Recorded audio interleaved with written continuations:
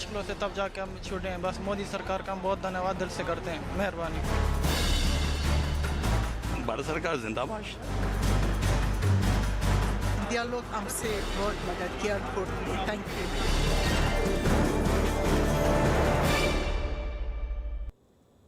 तालिबान के कब्जे के बाद अफगानिस्तान में फंसे भारतीयों को वहां से निकालने का काम और तेज हो गया है। न्यूज 18 के अमित सिंह की खबर है कि काबुल से 4 अलग अलग विमान अफगानिस्तान में फंसे भारतीयों को लेकर दिल्ली एयरपोर्ट पहुंच चुके हैं और इन 4 विमान के जरिए 146 भारतीयों की वतन वापसी हुई है। जो विमान दिल्ली आए हैं उनमें Qatar Airways, Indigo, air India और विस्तारा के विमान शामिल हैं। कतर एयरवेज के विमान से 30, विस्तारा के विमान से 104, एयर इंडिया के विमान से 1 और इंडिगो के विमान से 11 भारतीय दिल्ली पहुंचे हैं। तो देखिए किस तरह अब लगातार लोगों को वहां जो कि काबुल से पहुंचे हैं अभी इंडिया, क्या माहौल है अभी काबुल से? सर माहौल तो आप लोग देख ही रहे हो टीवी में, कितना बुरा हाल है। बस अब क्या बोलूं मैं आपको। बुरा मतलब किस तरीके से? तालिबान के कब्जा है अब चारों तरफ। क्या है आप वहाँ क्या करते थे? मैं यूएस एम्बेसी में था। यूएस एम्बेसी में थे तो आप वहाँ फंसे हुए थे? फंसे हम तो निकल गए थे सर। यूएस एम्बेसी वालों के साथ निकल गए थे हम यहाँ कतर में। किस तरीके से वो दहशत फैला रहे हैं?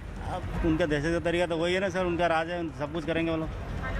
2 मिनट 2 मिनट नहीं sir, please please please sir. तो ये शख्स जो है ये काबुल से पहुंचे हैं इंडिया और इनका कहना है कि वहाँ तालिबान ने दहशत फैला रखा है और इसी वजह से जो है वो इंडिया किसी भी तरीके से वो पहुंच पाए हैं। वीडियो जर्नलिस्ट विकास ठाकुर के साथ अमित कुमार सिंह, न्यूज 18 इंडिया, दिल्ली।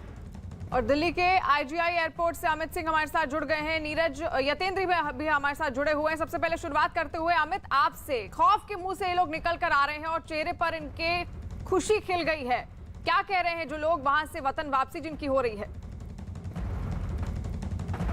देखिए कुल 146 यात्री हैं जो कि चारों फ्लाइट से वो इस वक्त अपने वतन लौट चुके हैं और अगर ज़्यादातर बात करें तो 146 जो यात्री हैं इनमें से ज़्यादातर लोग जो हैं वो एम्बेसी का स्टाफ है, जो जिन्हें पहले ही 15 अगस्त या 14 अगस्त के दिन की रात को उनको यूएस ने उन्हें निकाल कर कतर में जाकर हॉल्ट किया था। वहाँ से इंडियन एम्बेसी जो अधिकारी थे उनसे संपर्क किया और उसके बाद उन्हें लेकर आ चुके हैं। यहाँ पर लोग काफ़ी ज़्यादा खुश है क्योंकि 14 और 15 तारीख को भी वो दहशत देखा है उन्होंने। जब लोगों से बात किया मैंने तो लोगों ने साफ साफ कहा जिस तरीके से वहाँ पर जो अफगानी हैं वो जिस तरीके से दहशत में थे और जैसे ही ये खबर आई कि तालिबान जो है वो काबुल के में एंटर करने वाला है, उसके बाद जो दहशत फैला, जो जहाँ था वो उधर भागने के लिए निकल गया। बिल्कुल, यानी कि खुशी की लहर है और जिस तरह वो खौफ में थे वहाँ अफगानिस्तान में और अब यहाँ उनकी वतन वापसी हो गई है तो हर वो भारतीय खुश है जो वहाँ अफगानिस्तान में फंसा हुआ था। वहीं अमेरिकी दूतावास में काम करने वाले सुनील और बलविंदर नाम के भारतीयों से भी न्यूज 18 की टीम ने बातचीत की। बातचीत में दोनों ने बताया कि हर गुजरते दिन के साथ काबुल के हालात बद से बदतर होते जा रहे थे। अफगानिस्तान से लगातार भारत लौट रहे लोग हैं हमारे साथ, यात्री हैं। क्या नाम है आपका और क्या वहाँ पर करते थे आप? मेरा नाम सुनील दाल है, मैं वहाँ पर शेफ था यूएस एम्बेसी में, वहाँ जॉब करता था मैं। तो किस तरह के हालात हैं अफगानिस्तान में? क्या जो वास्तव में भगदड़ मची हुई है वहाँ पर बताया जा रहा है? देखो जब तक हम वहाँ थे अब हमें तो पता नहीं क्या, हम तो वहाँ से तालिबान का जब अटैक होने वाला था ऐसा था उससे पहले हम लोग जा चुके थे वहाँ से, क्योंकि 14 की रात को हम वहाँ से निकल गए थे। तो उसके बाद तो हमने न्यूज़ में देखा, हम लोग पर्सनली वहाँ जाके गए नहीं, देखा नहीं क्या है वो क्या रहा है। दोस्त लोग हमारे उनसे कॉन्टैक्ट किया था हमने, तो उन्होंने बोला कि बाहर का सिचुएशन थोड़ा सही नहीं है, क्या नाम है, अच्छा हुआ आप लोग मतलब टाइम से निकल गए। वो तो किस तरह से वहाँ से निकाले गए? ये यूएस आर्मी ने निकाले या किसी और भारत सरकार के माध्यम से निकले? यूएस आर्मी थी वहाँ पे, उन्होंने उनके जो C-117 था उनसे हम निकले, कतर के लिए गए थे, वहाँ पे उनका एयर बेस था, वहाँ पे हम लोग कुछ किया था। कितने लोग थे जो वहाँ एम्बेसी में काम करते थे? अप्रोक्सीमेट 300 से ज़्यादा ही थे। अभी लोग फंसे हुए हैं कि सारे? सब आ गए, सब आने वाले पीछे खड़े सब लोग। तो फिर कुछ प्रॉब्लम हुई आने जाने में? जिस तरह से कुछ नहीं, सब नॉर्मल था, इजी था, लीगली था। मतलब वहाँ पे इंडियन एम्बेसी थी कतर में, उन्होंने हमको पूरा सपोर्ट किया। यहाँ पर किस तरह का कोई प्रोसीजर यहाँ पर फॉलो किया गया? बस कोविड था उसके चक्कर में थोड़ा 6 घंटे हम लोग को वेट करना पड़ा, अदर देन सब ठीक ठाक था। तो भारत सरकार की तरफ से कोई संपर्क आप लोगों से किया गया? नहीं, हमें तो करने की जरूरत नहीं पड़ी ना, क्योंकि हमने जब वहाँ जो कतर में जो हमारे एम्बेसी थी उन्होंने इंडियन एम्बेसी से बात करी, उसके बाद उन्होंने एम्बेसी के थ्रू सारा काम हो गया, हमको कुछ करने की जरूरत नहीं पड़ी। अगर वो लोग हमारी बात सुनते नहीं, हम लोग डेफिनेटली इंडियन एम्बेसी गवर्नमेंट से बात करते या कुछ दूसरा एक्शन लेते, पर ऐसा कुछ बोला नहीं। कुछ ऐसे लोग भी जो आपके संपर्क के हैं, आपके साथ पहचान वाले जो वहाँ पर अभी फंसे हुए हैं, आपकी उनके बात? नहीं, हमारा जो ऑल जो स्टाफ था, कलीग्स थे, वो सब है, वो सब आने वाले हैं, सब निकल गए। हमारे साथ एक और यात्री हैं जो अफगानिस्तान से लौटे हैं। आप कहाँ काम करते थे अफगानिस्तान में और क्या नाम है आपका? सर मेरा नाम बलविंदर कुमार है और मैं हिमाचल का हूँ, डिस्ट्रिक्ट ऊना से। तो मेरे साथ भी अभी काफ़ी बंदे आए हैं तो हम लोग भी 15 तारीख को वहाँ पे पता चला था कि ऐसे ऐसे हो गया है, तालिबान ने जो हमला कर दिया है। 15 तारीख को हमें निकाल लिया गया था उधर से। कहाँ काम करते थे आप अफगानिस्तान में? यूएस एम्बेसी में करते थे, काबुल। यूएस एम्बेसी में? जी। तो क्या काम करते थे आप वहाँ पर? हम कैटरिंग का काम करते थे। कितने लोग थे भारतीय वहाँ पर? वहाँ पे तो कम से कम 200 के करीब था।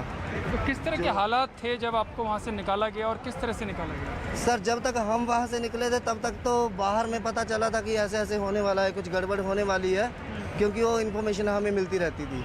तो जैसे ही कुछ पता लगा कि ऐसे ऐसे हो गया है तो वैसे यूएस आर्मी ने हमें वहाँ से निकाल दिया। यूएस आर्मी ने आपको कब निकाला और कहाँ रखा फिर निकालने के बाद? हमें सीधा कतर लेके गए थे, दोहा कतर में जो आर्मी कैंप है उनका, वहाँ पे ले जाया गया। और यतेंद्र हमारे साथ जुड़ रहे हैं। यतेंद्र, आपने वहां पर कई लोगों से बात भी की, लोगों के चेहरे पर एक सुकून जरूर है, लेकिन अभी भी वहां पर कई ऐसे भारतीय अफगानिस्तान में जो फंसे हुए हैं, क्या किसी बात का अंदाजा है कि अभी कितने भारतीय वहां पर फंसे हो सकते हैं?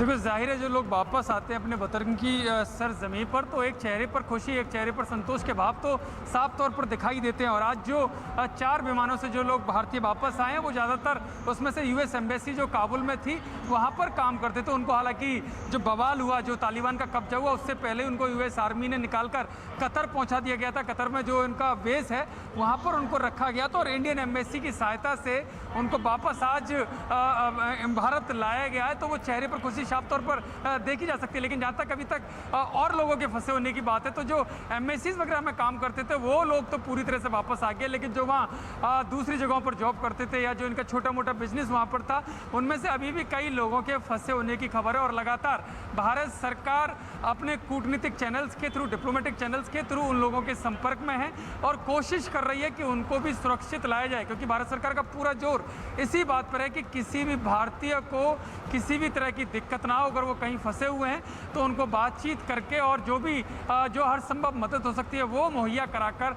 उनको जल्द से जल्द उनकी वतन वापसी कराई जाए।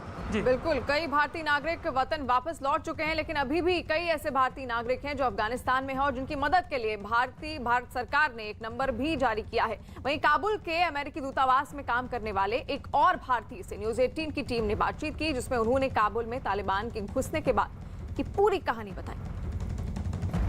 यहाँ पर एक शख्स मौजूद हैं जो कि काबुल से इंडिया पहुँचे हैं। सबसे पहले अपना नाम बताओ मुझे। तबीवर सरदार। क्या करते थे आप काबुल में? मैं काबुल में यूएस एम्बेसी में आर्मी को फूड सप्लाई में काम करता था, कैटरिंग कंपनी में। कैटरिंग का काम करते थे। तो आप कब काबुल से निकल के दोहा या कतर पहुँचे? मैं 15 अगस्त को निकल गया था, उधर एंट्री किया था। कैसे निकले थे आप? वो यूएस आर्मी का वो जो फ्लाइट था ना, वो फ्लाइट में ही निकला था। इंडियन एम्बेसी आपको कितनी मदद की? इंडियन एम्बेसी मदद 3 नाइट किया है। 3 नाइट हम लोगों के साथ था। उधर जो बंदा काम करता है 2-4 लग रहा था, एक सरदार था। मतलब काफी मदद की है। हाँ, वहाँ के काफी हालात मदद क्योंकि आप 15 अगस्त को वहाँ से निकले, हालात बताइए किस तरीके के हालात थे वहाँ पे? वहाँ पे देखिए, जब ये तालिबान अंदर घुसा तब से पूरा रोड बंद है। जब रोड क्लोज हो जाएगा तो बंदा बाहर नहीं निकल सकता है, घर में रहना पड़ेगा। अभी तो जब घर में रहेगा तो उनको खाना पीना सबका प्रॉब्लम तो होगा ही ना। यही सिचुएशन, और कुछ नहीं है। और उधर का ज़्यादा बंदा जो नागरिक है डरता है ज़्यादा तालिबान को, यही प्रॉब्लम है। आप लोग निकले कैसे? एम्बेसी से जो एयरपोर्ट गए? हमारा रिस्पॉन्सिबिलिटी था पूरा एम्बेसी, हमारा जो इंडियन एम्बेसी ना, वो 1 महीना पहले हम लोगों को मैसेज भेज दिया था जो काबुल के अंदर कितना बंदा काम कर रहे हो, इधर एंट्री करो। ऑलरेडी सब इन्फॉर्मेशन रहता है हमारा इंडियन एम्बेसी में, और हम यूएस एम्बेसी में था काबुल में। तो आर्मी का रिस्पॉन्सिबिलिटी था हम लोग उधर से निकालने का सेफली वहाँ पे। तो हमारा सेफली वहाँ पे निकाल दिया उन लोग को पता था कल ऐसा होने वाला है, इतने तक इधर तक आने वाला है, तो आज रात को इन लोगों को निकाल दो। तो पूरा रात के अंदर निकल दिया था सब। तो जिस तरीके से एयरपोर्ट से तस्वीरें आ रही थी, ट्रैफिक जाम की तस्वीरें, लोग डरे हुए हैं, हर कोई वहाँ से पलायन कर रहा है, क्या स्थिति? वो तो पहले अभी भी है, डरा हुआ है, क्योंकि बाहर कोई निकल नहीं सकता है, इसलिए बात चल रहा है। जो तालिबान है, गवर्नमेंट तो चला गया, तो अभी जितना बंदा है उधर बात चल रहा है। तो एक्चुअली यूएस आर्मी बोला जो हम लोग जितना दूसरा कंट्री का है, जो ऑस्ट्रेलिया का भी भेजा आर्मी, उधर की ऑस्ट्रेलिया के कुछ आर्मी था उधर, तो बोला हम लोग ये सब सेफली लेके जाएगा, उसके बाद जो भी करना करो। हम लोगों को टाइम देना पड़ेगा, इतना दिन जितना बांधा है पूरा सबको निकल के हम लोग निकल जाएंगे। और अमित सिंह जुड़े हुए हैं हमारे साथ लगातार। अमित, देखिए लोगों के चेहरे पर खुशी है, एक मुस्कान है, एक सुकून है, एक संतोष दिख रहा है और यहाँ पर तारीफ करनी पड़ेगी भारत सरकार की भी, क्योंकि बखूबी उन्होंने अपनी जिम्मेदारी निभाई है और आगे भी वो लगातार निभा रहे हैं। भारत सरकार लगातार अपनी जिम्मेदारी निभा रहा था और जैसे ही भारत सरकार को मालूम चला, जैसे ही सबसे पहले तो जैसे ही यूएस ने अनाउंस किया कि वो अपने आर्मी जो है वो अफगानिस्तान से हटाएंगे, उसके बाद ही इंडियन एम्बेसी के अधिकारी जो थे वो लगातार जो लोग काबुल में काम कर रहे थे उनका डिटेल नोट लेना शुरू किया कि कौन कहाँ से बिलोंग करता है। उसके बाद सबकी लिस्ट बनाई गई और उसके बाद जैसे ही हालात ख़राब होने लगे उसके बाद 14 अगस्त की रात, 15 अगस्त की रात को सभी को लेकर कतर लेकर आया गया। मैं एक तस्वीर आपको दिखाता हूँ। देखिए सभी जो 146 यात्री हैं जो 4 अलग अलग फ्लाइट से पहुंचे हुए हैं, इंडिया पहुंचे, वो सभी जो है इस वक्त एयरपोर्ट के अंदर है और किसी भी वक्त जैसे ही उनका कोरोना प्रोटोकॉल, इमिग्रेशन और कस्टम्स क्लियर हो रहा है उसके बाद वो सीधे इसी रास्ते से होकर वो बाहर निकल रहे हैं और जितने भी लोग बाहर निकल रहे हैं, जब उनसे हमारी बातचीत होती है तो वो साफ साफ कहते हैं कि किस तरीके से, चाहे वो कतर में इंडियन एम्बेसी हो या काबुल में जो इंडियन एम्बेसी थी, जो अभी यानी कि लगातार उनकी मदद की जा रही है और भारत सरकार भी लगातार अपनी जिम्मेदारी निभाने में लगी हुई है। वो संपर्क कर रही है उन लोगों से जो अफगानिस्तान में फंसे हुए हैं। अफगानिस्तान से जो लोग भारत लौट रहे हैं वो वहां किस कदर खौफ के साए में जी रहे थे, इसका दर्द यहां साफ नजर आ रहा है। झारखंड के बोकारो के रहने वाले बबलू कुमार का विमान जब रांची पहुंचा तो उनका दर्द छलक उठा। देश की धरती पर कदम रखते ही उन्होंने सबसे पहले प्रणाम किया और सही सलामत वतन लौटने पर शुक्रिया अदा किया। बबलू कुमार ने उम्मीद जताई कि वहां फंसे दूसरे भारतीयों को भी केंद्र सरकार जल्द से जल्द वहां से सुरक्षित निकाल लाएगी। बबलू कुमार अफगानिस्तान में एक निजी कंपनी में 2018 से काम कर रहे थे। एक रोज पहले काबुल से वायुसेना और एयर इंडिया के 3 अलग अलग विमानों से वहां फंसे 390 लोगों को निकाला गया था। एयर इंडिया का एक विमान काबुल से दोहा के रास्ते होते 135 भारतीयों को लेकर दिल्ली पहुंचा था। इसी तरह दुशांबे के रास्ते 87 भारतीयों को निकाला गया था। इसके बाद काबुल से वायुसेना के C-17 ग्लोबमास्टर विमान से 168 लोग हिंडन एयरबेस पहुंचे थे। इनमें 107 भारतीय और 24 अफगान सिख थे। इसी से जुड़ी 3 तस्वीरें आपके सामने हैं और तस्वीरों के जरिए आप देख सकते हैं कि कितना सुकून है लोगों के चेहरे पर, खुश है वो अपने वतन वापस लौटने के बाद। यतेंद्र हमारे साथ लगातार जुड़े हुए हैं। यतेंद्र, एक हेल्पलाइन नंबर जो है वो भी जारी किया गया है भारत सरकार द्वारा, उस पर आखिर कितने फोन कॉल्स आ रहे हैं अफगानिस्तान में और क्या अभी भी लगातार फोन कॉल्स आ रहे हैं? किस तरह मदद पहुंचाई जा रही है उन लोगों को? देखिए, बिल्कुल जो भारतीय दूतावास के द्वारा और जो मिनिस्ट्रीज के द्वारा जो नंबर जारी किया गया उस पर लगातार कॉलें आ रही हैं और जो आंकड़ा है वो करीबन 2000 से ज़्यादा का है कि 2000 से ज़्यादा कॉलें उस नंबर पर अभी तक प्राप्त हो चुकी हैं और उसके आधार पर लगातार भारत सरकार अलग अलग लोगों से अलग अलग स्तर पर बातचीत करके उन लोगों को निकालने की कोशिश कर रही है। कि कोशिश यही है कि जिस तरह के हालात हैं, क्योंकि तालिबान का जो क्रूर इतिहास रहा है, जो रक्त रंजित इतिहास रहा है, वो सबके सामने आया। हालांकि तालिबान लगातार दावा तो कर रहा है कि वो पहले वाला तालिबान नहीं है, वो बदल चुका है, लेकिन उस पर कितना विश्वास करना होगा, क्योंकि वहाँ के लोग जो दहशत में है उसके इतिहास को देखते हुए और उसकी जो स्थितियाँ फिलहाल काबुल को उसको देखते हुए काफ़ी दहशत में है। तो ऐसे में जब भारतीय दूतावास या भारत सरकार की तरफ से कोई भी उनसे संपर्क होता है तो कहीं ना कहीं एक संतोष उनको होता है और जब वो वापस सरजमी पर आ जाते हैं तो चेहरे पर खुशी दिखाई देती है। लेकिन अभी तक जहाँ तक हेल्पलाइन की बात है तो हेल्पलाइन लगातार काम कर रही है, लगातार उस पर कॉल आ रहे हैं और उस कॉल के आधार पर भारत सरकार कोशिश कर रही है कि अपने नागरिकों को सुरक्षित वापस लेकर आए। और अभी भी कई ऐसे नागरिक हैं जो वहां पर फंसे हुए हैं, लगातार उनसे संपर्क साधने की कोशिश में है भारत सरकार। काबुल से वायुसेना का जो विमान हिंडन एयरबेस पहुंचा था उसमें 24 अफगान सिख थे। इसके अलावा विमान से वहां की एक महिला सांसद अनारकली और सिख सांसद नरेंद्र सिंह खालसा भी काबुल से भारत पहुंचे थे। हिंदुस्तान पहुंचने के बाद नरेंद्र सिंह खालसा ने भारत सरकार को धन्यवाद दिया। इस दौरान वो मीडिया से बातचीत करते हुए भावुक भी हो गए। ये तो मुझे रोना था।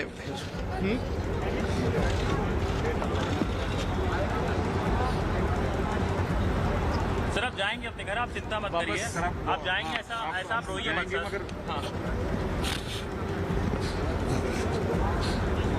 सर। अफगानिस्तान के लिए कोई दुआ इस समय अगर आप कहना चाहें तो क्या कहेंगे अफगानिस्तान के लिए? बस क्या करें, जो अफगानिस्तान में हमारे पीढ़ियों से रह रहे थे। इस तरह हालात जो वो एक हमने नहीं देखा तो जो आप देख रहे हैं उधर सब कुछ हमारे से एरिया सब कुछ खत्म हुआ। 20 साल जो गवर्नमेंट बनी थी अतः सब कुछ खत्म है उधर, अब ज़ीरो है। मुश्किल तो सब अफगानिस्तान पब्लिक का है उधर, मगर हम सिख और हिंदू को ज़्यादा, क्योंकि तालिबान किसी को नहीं जानते। और वो ठीक है और लोग बोल रहे हैं जो हम किसी से काम नहीं है अपना काम करें, मगर फिर भी दहशत चली हुई है, परेशानी है, गवर्नमेंट नहीं है, कुछ नहीं है, हालात ख़राब है। हर एक MP सेनेटर वगैरह वज़ीर मुइन सबके घरों में जाते हैं, तलाशी करते हैं, उनके गन्स ले जाते हैं, उनकी गाड़ियां ले जाते हैं, उनको परेशान करते हैं। रोज़ 2-2 4-4 बार आते हैं। सब लोग परेशान हैं, आम लोग तो बिल्कुल ज़्यादा परेशान है, कोई भी खुश नहीं। आप शायद देखोगे काबुल एयरपोर्ट में हर एक गेट पे 5,000 बंदा 4,000 बंदा खड़ा है। तालिबान के कब्जे के बाद अफगानिस्तान की राजधानी काबुल के हालात बद से बदतर हो चले हैं। दिन हो रात हर वक्त वहां से निकलने के लिए आम अफगानी नागरिकों की भारी भीड़ जुटी रहती है। लोग अपने मासूम बच्चों के साथ एयरपोर्ट पर इस उम्मीद में खड़े हैं कि वो किसी तरह से काबुल से निकल जाएं। इसी से जुड़ी 2 तस्वीरें आपके सामने हैं। पहली तस्वीर में रात के वक्त काबुल एयरपोर्ट के बाहर उन लोगों की है जो तालिबान के डर से अफगानिस्तान छोड़ना चाहते हैं। दूसरी तस्वीर दिन के वक्त काबुल एयरपोर्ट के बाहर की है, जहां हजारों अफगानी नागरिक एयरपोर्ट के अंदर घुसने के लिए वहां मौजूद सुरक्षा बल के जवानों को अपने कागजात दिखा रहे हैं। और दोनों तस्वीरों के जरिए आप इस बात का अंदाजा लगा सकते हैं कि वहां अफगानिस्तान में किस तरह के हालात हैं। अफगानिस्तान के बिगड़े हालात पर अमेरिका के राष्ट्रपति जो बाइडेन एक बार फिर सामने आए। उन्होंने अफगानिस्तान पर तालिबान के कब्जे पर चिंता जताई और वहां के बिगड़ते हालात पर नजर बनाए रखने की बात कही। उन्होंने काबुल एयरपोर्ट की सुरक्षा को चुनौती बताया। इस दौरान जो बाइडेन ने यह भी कहा कि तालिबान के कब्जे के बाद ISIS का खतरा और बढ़ जाएगा, जो आने वाले समय में एक चुनौती होगी। हालांकि उन्होंने ये भी कहा कि अफगानिस्तान से लोगों को सुरक्षित निकालने में अमेरिका कोई कसर नहीं छोड़ेगा। Our first priority in Kabul is getting American citizens out of the country as quickly and as safely as possible. Every day we have troops on the ground. These troops and innocent civilians at the airport face the risk of attack from ISIS-K from a distance, working hard and as fast as we can to get people out. That's our mission. Taliban ने पंजशीर पर कब्जे की कोशिश शुरू कर दी है, लेकिन उनके लिए इतना आसान नहीं होगा, क्योंकि अहमद मसूद ने तालिबान को चेतावनी दी है कि वो तालिबान को कड़ा जवाब देंगे। पंजशीर प्रांत की तरफ से तालिबान को कड़ी चेतावनी जारी की गई है। तालिबान को आत्मसमर्पण के लिए पंजशीर प्रांत के लोगों ने कुछ घंटे की मोहलत दी है और उनके समर्पण ना करने पर तालिबान पर हमले की धमकी भी डाली है। और इस बीच खबर आई है कि कुंदुज के तालिबान के गवर्नर और बगलान में तालिबान के डिप्टी गवर्नर ने हथियार के साथ सरेंडर कर दिया है। पंजशीर प्रांत के ट्वीट के मुताबिक दोनों ने बगलान प्रांत में सरेंडर किया। अफगानिस्तान में बिगड़े हालात के बीच काबुल से एक तस्वीर भी सामने आई, जिसमें एक बच्चा तालिबान का झंडा बेचने के लिए ले जाता हुआ नजर आया। तस्वीर में बेहद कम उम्र का बच्चा अपने कंधे पर तालिबान के 2-3 झंडे उठाकर चलता हुआ नजर आया। इस दौरान आसपास का पूरा इलाका सुनसान दिखाई दिया। वहीं बच्चे के चेहरे पर किसी तरह का कोई खौफ नहीं दिखा।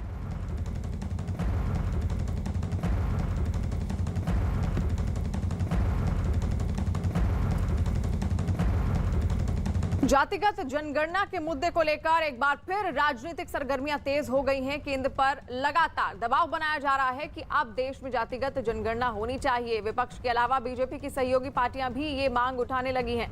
अब इसी कड़ी में बिहार के मुख्यमंत्री नीतीश कुमार की प्रधानमंत्री नरेंद्र मोदी से अहम मुलाकात होने जा रही है। इसके लिए वो दिल्ली में हैं। 10 दलों का प्रतिनिधिमंडल इस बैठक में शामिल होगा। नीतीश कुमार के साथ नेता विपक्ष तेजस्वी यादव और बिहार के पूर्व CM जीतन राम मांझी सुबह 11 बजे PM मोदी से मुलाकात करेंगे। अब ये मुलाकात ज्यादा मायने इसलिए रखती है क्योंकि इस बैठक में तेजस्वी यादव से लेकर VIP के मुखिया और मंत्री मुकेश सहनी तक सभी शामिल होने वाले हैं। नीतीश कुमार पहले भी इस मुद्दे पर PM को चिट्ठी लिख चुके हैं। जनगणना के मसले पे कल महत्वपूर्ण बातचीत हो रही है प्रधानमंत्री मोदी जी के साथ, तो क्या क्या मसले पे बातचीत होगी? कल तो बातचीत होगी, इसी के लिए तो समय हम लोगों ने पत्र लिख करके मांगा था, तो उन्होंने समय दिया है। और समझ लीजिए कि हम लोगों के यहाँ के कुल मिलाकर के जो भी विधान सभा में विधान परिषद में जो 10 पार्टियां हैं, सभी के एक एक रिप्रेजेंटेटिव कल एक साथ मिलने वाले हैं। कल 11 लोग मिलेंगे, हमारे साथ 10 लोग मिलेंगे। हमारे साथ में कांग्रेस नेता अजीत शर्मा हैं। अजीत जी, जो मुलाकात प्रधानमंत्री से आप लोगों की होने वाली है, तमाम राजनीतिक दल इकट्ठा हुए हैं दिल्ली में, मुख्यमंत्री की अगुवाई में मुलाकात होगी, तो ये इसके पीछे वजह क्या क्या डिमांड करते हैं आप लोग, क्या रीजन है? देखिए, ऐसा है कि ये सदन में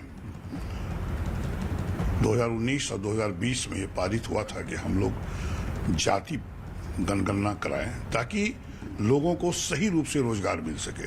जाति जनगणना का मतलब ये है कि चाहे वो समान वर्ग के लोग हों, पिछड़े जाति के हों, अति पिछड़ा हो, अनुसूचित जाति और अनुसूचित जनजाति हो, मतलब सभी लोगों की कितने संख्या में लोग हैं उसके क्या गिनती होने से, जाति जनगणना होने से क्या होगा कि आप जैसे कि मान लो कि 100 सीट सरकारी नौकरी चाहे केंद्र सरकार का हो, राज्य सरकार का हो, मेरा डिमांड ये हम लोग का है कि 50% आपको देना चाहिए जो कि क्रीमी लेयर में और 50% देना चाहिए नॉन क्रीमी लेयर में। और जब आप जाति जनगणना कर लेंगे तो ये जब कर देंगे तो द्वेष समाज में नहीं होगा।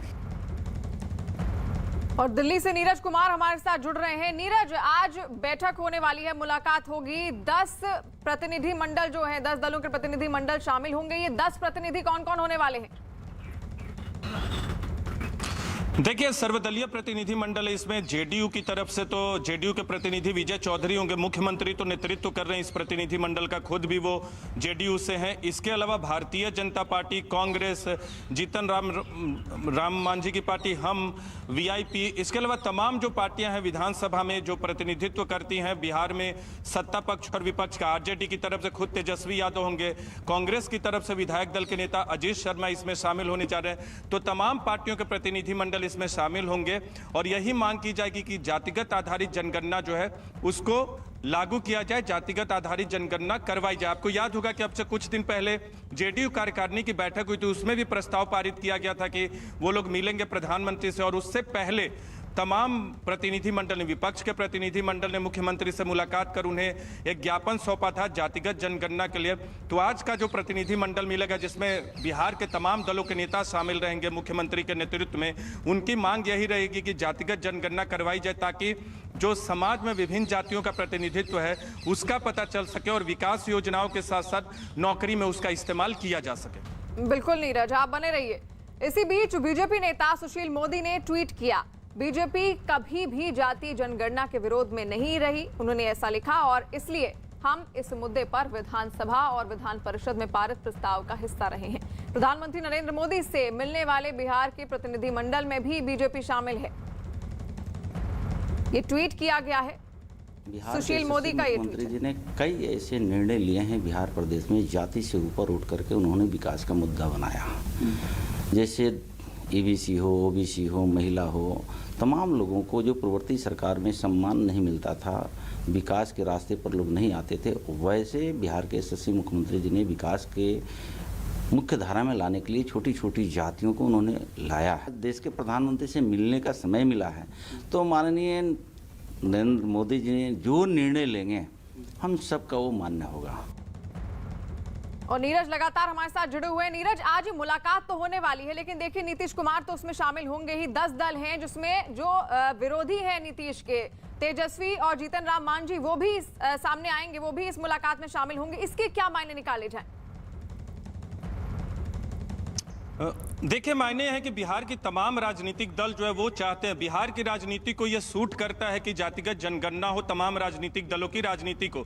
इसलिए पक्ष हो या विपक्ष, तेजस्वी यादव हो या नीतीश कुमार, बीजेपी हो या कांग्रेस, तमाम पार्टियों के प्रतिनिधि मंडल इसमें हिस्सा ले रहे और कोशिश यही है कि कोई भी ऐसा न दिखे ताकि वो ये विरोध करता हुआ दिखे कि वो जातिगत जनगणना के खिलाफ है। आपने सुशील मोदी के ट्वीट का अभी थोड़ी देर पहले जिक्र किया कि भारतीय जनता पार्टी भी इसका हिस्सा होना चाहते, भारतीय जनता पार्टी इसके समर्थन में। देखना होगा कि प्रधानमंत्री नरेंद्र मोदी और केंद्र की सरकार क्या फैसला करती है, क्योंकि जातिगत जनगणना या जातिगत राजनीति की बात करें तो कोई भी पार्टी नहीं चाहेगी कि वो अपने आप को खिलाफ दिखे इसके, लेकिन तय करना होगा केंद्र सरकार को। आज जो प्रतिनिधि मंडल है, कह सकते हैं बिहार का प्रतिनिधि मंडल, क्योंकि बिहार के तमाम राजनीतिक दल इसमें हिस्सा ले रहे और प्रधानमंत्री से यही मांग करेंगे कि जो जनगणना हो उसमें जातिगत जनगणना को भी शामिल किया जाए। पहले इस पर राजनीति लगातार होती रही है। देखना होगा कि इस मांग के बाद लगातार केंद्र राजनीति सरकार होती रही है, लेकिन अब दबाव बनाने की कोशिश जरूर है यहाँ पर और दलों की। वहीं 10 दलों का जो प्रतिनिधिमंडल आज पीएम से मिलने वाला है, उसमें सीपीआई के सूर्यकांत पासवान भी शामिल हैं। सूर्यकांत पासवान का दावा है कि इससे समाज के निचले पायदान पर रहे लोगों को फायदा मिलेगा। हमारे साथ में सीपीआई नेता सूर्यकांत पासवान है। पासवान, ये बताइए कि जो जातीय जनगणना की मांग आप लोग कर रहे हैं केंद्र सरकार से, उसके पीछे अगर हम 2-3 रीजन पूछें तो क्या है? जब सदन चल रहा था पिछले दिनों, तो हम तमाम विपक्ष के लोगों ने, ये बहुत जोरों से चर्चा हो रही है शुरू से ही, तो हम लोगों ने माननीय मुख्यमंत्री से, नीतीश कुमार जी से मिल करके उनसे कहा, जो हम लोग जातीय जनगणना के लिए क्यों नहीं प्रधानमंत्री से एक डेलीगेट विपक्ष के लोग आपके नेतृत्व में मिले। तो एक लिखित हम लोगों ने दिया, माननीय मुख्यमंत्री ने स्वीकार भी कर लिया और प्रधानमंत्री को लिखित दिया, और हम लोग आए हैं माननीय प्रधानमंत्री से मिलने के लिए। जातीय जनगणना क्यों जरूरी है? आज सरकार कह रही है जो हम सबसे निचले पायदान पर जो लोग हैं उनके कल्याण की बात हम कर रहे हैं। तो हम लोग ये जानकारी लेना चाहते हैं कि बहुत पहले, हम लोगों को याद भी नहीं है, जातिगत जनगणना की चर्चा हमारे दल के लोग नेताओं ने किया और आज तक नहीं हो पाया। अब क्या बात है जो सरकार के पक्ष के लोग इसको नहीं करवाना चाहते हैं? हम तो चाहते हैं जो ये जनगणना होगी तो हमारे जो सबसे निचले पायदान पर लोग हैं, जो दबे कुचले हैं, जो दलित अत्यंत पिछड़े वर्ग के लोग हैं, उनको काम करवाने में हम लोग उनके हित में जो काम सरकार कर रही है, जो हम कर रहे हैं, तो परसेंटेज क्या काम हो रहा है वो काम सामने आ जाएगा। और नीरज लगातार हमारे साथ जुड़े हुए। नीरज, कई सारे दल हैं, अब आज आपस में मिलेंगे, मुलाकात होगी, लेकिन अगर बीजेपी की बात की जाए तो बीजेपी का रुख क्या है पूरी जातिगत जनगणना को लेकर? देखिए, अब अभी बीजेपी के प्रतिनिधि, इस प्रतिनिधि मंडल में बीजेपी के प्रतिनिधि भी शामिल हो रहे हैं, वो भी जाएंगे। और अब से थोड़ी देर पहले सुशील मोदी ने ट्वीट किया, लेकिन केंद्र सरकार ने अब तक इस पे आधिकारिक तौर पे कोई फैसला नहीं लिया। ये तमाम प्रतिनिधि मंडल लगातार ये मांग कर रहे हैं, क्योंकि आने वाले वक्त में जनगणना होनी है, जो 10 साल में जनगणना होती है।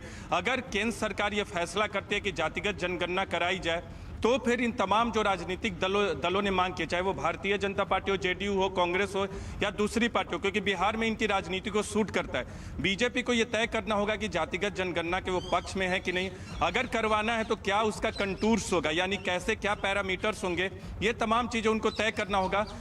अंतिम तौर पे सरकार ने कोई फैसला नहीं लिया। भारतीय जनता पार्टी इस प्रतिनिधिमंडल में शामिल जरूर है, लेकिन केंद्र सरकार क्या करेगी ये आने वाले वक्त में पता चलेगा। बिल्कुल नीरज, आप बने रहिए। वहीं AIMIM के अख्तरुल ईमान का कहना है कि जातिगत जनगणना से मिले आंकड़ों से फ्यूचर प्लानिंग और पॉलिसी बनाने में भी मदद मिलेगी। AIMIM के नेता अख्तरुल ईमान है। सब ये बताइए कि प्रधानमंत्री से मुलाकात करने के लिए आप खासकर बिहार के जो नेता हैं, तमाम पार्टियों के लोग जो मिलने के लिए आए हैं, इसका मकसद क्या है? मकसद तो जातीय जनगणना है जो डिमांड करने के लिए, लेकिन उसके पीछे क्या कारण है? मकसद साफ है कि जातीय आधारित जनगणना हो और OBC की गिनती निकाली जाए। पहले बुनियादी तौर पर बेसिकली इस बात को तय कीजिए कि सेंसस है क्यों। सेंसस सिर्फ वो पॉपुलेशन ग्रोथ को जानने के लिए नहीं है कि मेरी आबादी 10 साल पहले कितनी थी, आज कितनी हो गई है, बल्कि सामाजिक, उसकी आर्थिक स्थिति का आकलन भी उससे होता है। इसलिए मैं समझता हूं कि OBC की आबादी कितनी है, इसकी जानकारी पॉलिसी, आगे की पॉलिसी के लिए भी ज़रूरी है। और ख़ास करके इस अपने देश में दलितों के, पिछड़ों के दर्द की बात हर नेता मंच पे आके करता है। माननीय मुख्यमंत्री जी भी करते हैं, माननीय प्रधानमंत्री जी भी करते हैं। तो मैं तो ये देख रहा हूँ कि बिहार से अगर ये आवाज़ उठी है तो जनाब नीतीश कुमार साहब, मुअज़्ज़ज़ वज़ीर आला हमारे माननीय मुख्यमंत्री, वो अपने दायित्व का निर्वहन कर रहे हैं कि जनता चाहती है, देश चाहता है और OBC की आबादी चाहती है कि मेरी गणना हो। नीरज जुड़े हुए हमारे साथ। नीरज, अब देखिए जितनी भी पार्टियां हैं अब आगे बढ़ते हैं। वहीं HAM पार्टी के जीतन राम मांझी भी प्रतिनिधिमंडल के साथ पीएम से मिलने जा रहे हैं। आइए सुनाते हैं कि जातिगत जनगणना पर जीतन राम मांझी का क्या कहना है। किसी जिला का, किसी राज्य का जो भी योजना बनती है उसके ये जो है जनसंख्या है उसके आलोक में बनती है, और जब वहाँ बनती है तो जातिगत भी हिसाब देखा जाता है कि शेड्यूल कास्ट है, शेड्यूल ट्राइब है, कौन परिवार जो है गरीब है, तो ये आपको क्लियर पिक्चर होगा। इससे आप जो है आकलन कर सकते हैं और उनके लिए योजना बजट में प्रोविजन किया जाता है। कुछ लोग कहते हैं भाई भेदभाव होता है जाति जनगणना कराने से, तब तो धर्म की गिनती नहीं करानी चाहिए, क्योंकि धर्म में भी जो है भेदभाव होगा, उससे पैदा होगा। तब तो भाई अमीर और गरीब, क्योंकि अमीर जो है लगभग जो है 11% के पास जो है 90% जो है लैंड होल्डिंग है इस देश में, और 90% के पास जो है तकरीबन जो है 9% ही है। तो अगर ऐसा होगा तो अमीर और गरीब में भी तनाव होगा, लेकिन आंकड़ा तो हमारे सामने है, ऐसा कभी तनाव की परिस्थिति तो आई नहीं है, बल्कि you will get a clear picture. और उस हिसाब से अभी कानून बनाया गया, स्टेट को छोड़ दिया गया है कि कौन सी ओबीसी स्टेट तय करेगा कि कौन सी जाति को ओबीसी में डालना है, इन व्हाट बेस।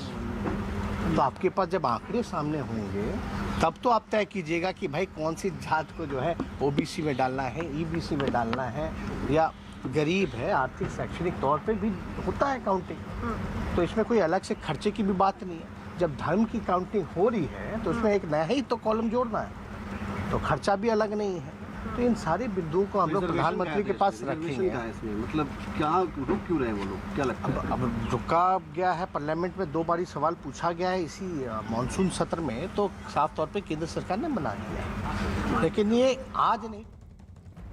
वहीं यूपी के पूर्व मुख्यमंत्री कल्याण सिंह का आज अंतिम संस्कार किया जाएगा। उनका अंतिम संस्कार बुलंदशहर के नरोरा राजघाट पर होगा।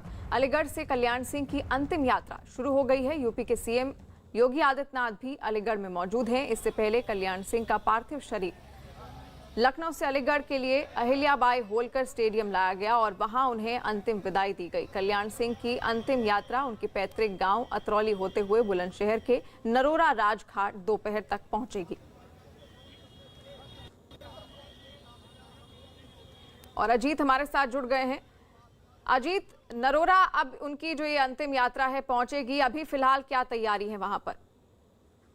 देखिए बिल्कुल शिवानी, कल्याण सिंह का जो पार्थिव शरीर है वो कल ही अलीगढ़ के स्टेडियम पहुंचा था और उत्तर प्रदेश के मुख्यमंत्री योगी आदित्यनाथ की अगुवाई में सब कुछ जो हो रहा है, और मुख्यमंत्री को चाहे लखनऊ में कल्याण सिंह का आवास हो, पीजीआई हो, बीजेपी दफ्तर हो, विधान भवन हो और पीएम मोदी का आगमन हो, हर जगह वो मौजूद रहे और पूरी कमान अपनी खुद संभाली। कई सारे मंत्रियों को उन्होंने लगाया और आज जो है नरोरा घाट है, जो गंगा का तट है, वहां पर राजघाट पर इनको अंतिम विदाई जाएगी, अंतिम संस्कार किया जाएगा इनका।